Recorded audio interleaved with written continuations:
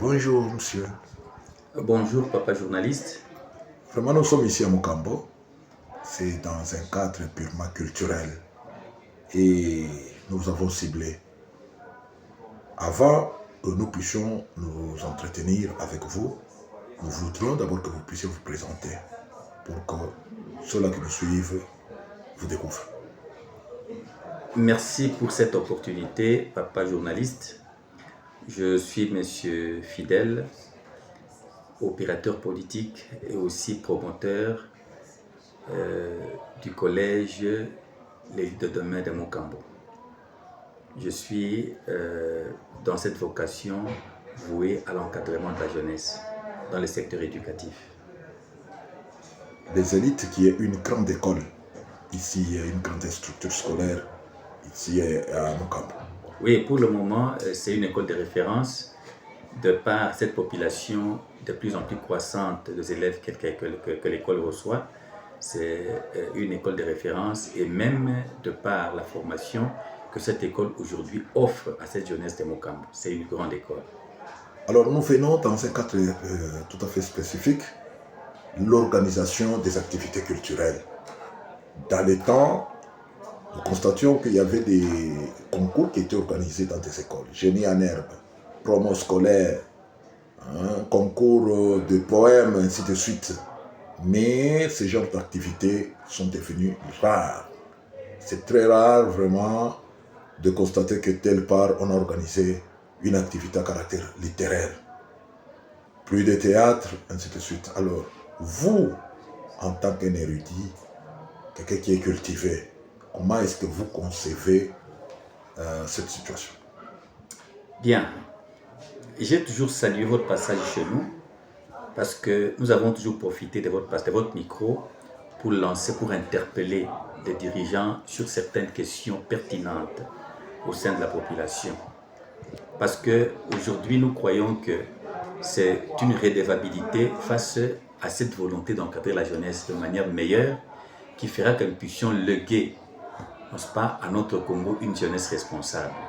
Si aujourd'hui on ne peut pas être dans cette peau, n'est-ce pas, des adultes responsables, nous allons léguer à ces Congos une jeunesse irresponsable qui ne pourra pas, n'est-ce pas, pérenniser une vision de grandeur d'un Congo grand, d'un Congo prospère, d'un Congo respectable. Voici pourquoi toute notre joie, c'est que chaque fois que vous passez chez nous, nous avons cette opportunité d'interpeller, n'est-ce pas, les dirigeants, d'interpeller, n'est-ce pas, nos autorités sur certaines questions qui touchent même à l'âme du pays, à l'âme de notre nation. Et à l'occurrence, n'est-ce pas, cet encadrement efficace de notre jeunesse. Vous avez évoqué une question assez pertinente qui autrefois faisait même la fierté du secteur éducatif, qu'on observe depuis pour le moment, monsieur le journaliste.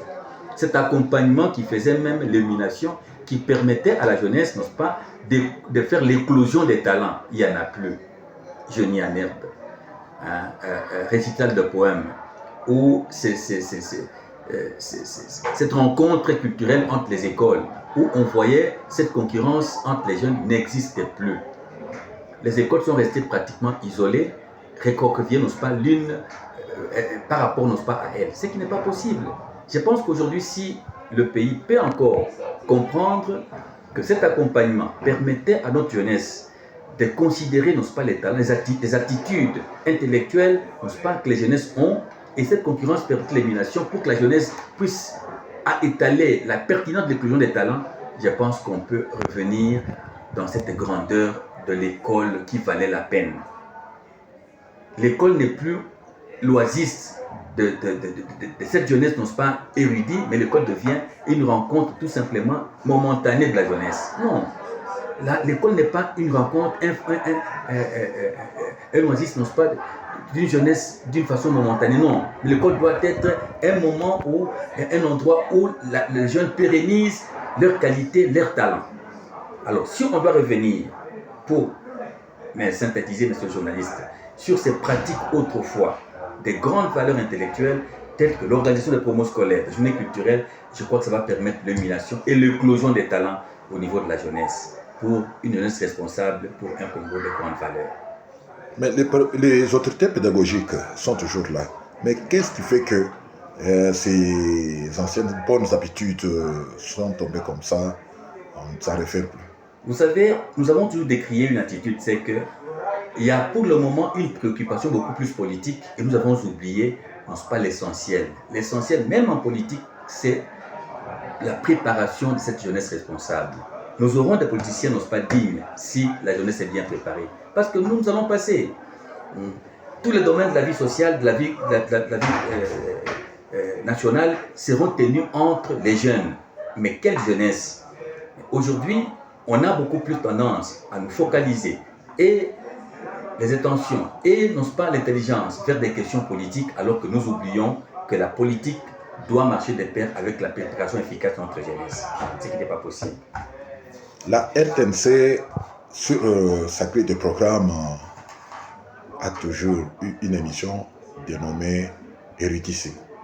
Et à la télé, Vocabulon. Ici, il advenait que la RTNC descendait ici à Mokambo pour essayer un peu de cibler certaines écoles et organiser une activité pareille. Est-ce que votre école, votre brillante école, le collège des élites, sera-t-il prêt? Donc le collège des élites sera-t-il à même de vous pouvoir prendre part à cette activité, à ce concours? C'est notre souhait le plus ardent. C'est notre désir qu'on revienne sur ces grandes activités, n'est-ce pas, qui permettaient à la jeunesse de se définir, d'être devant face à ses responsabilités. Et ça nous fera du bien. Que la RTNC soit la bienvenue pour que nous puissions donner à notre jeunesse le goût de la culture. Aujourd'hui, la jeunesse a oublié, n'est-ce pas, qu'il faut mettre dans la tête les récitals de poèmes. Le théâtre n'existe plus dans les écoles. Même les discussions, les exposés n'existent plus dans les écoles. Pourquoi? Parce qu'il n'y a pas cet accompagnement. Le pays doit accompagner, non pas les écoles, dans l'organisation, à travers les médias, de ce genre d'activités pour faire ressusciter, pour faire remettre, non pas, dans la jeunesse cette illumination et cette grandeur d'esprit, non pas, de préparation pour un avenir meilleur. On dit toujours l'avenir, disons, la valeur n'attend pas le nombre d'années, mais votre école, les élites, il n'y a que quelques années d'existence qu'elle est née. Déjà, les salles sont pleines. On se rend compte qu'il y a un enseignement de qualité, les choses vont bon train. Quel est votre secret?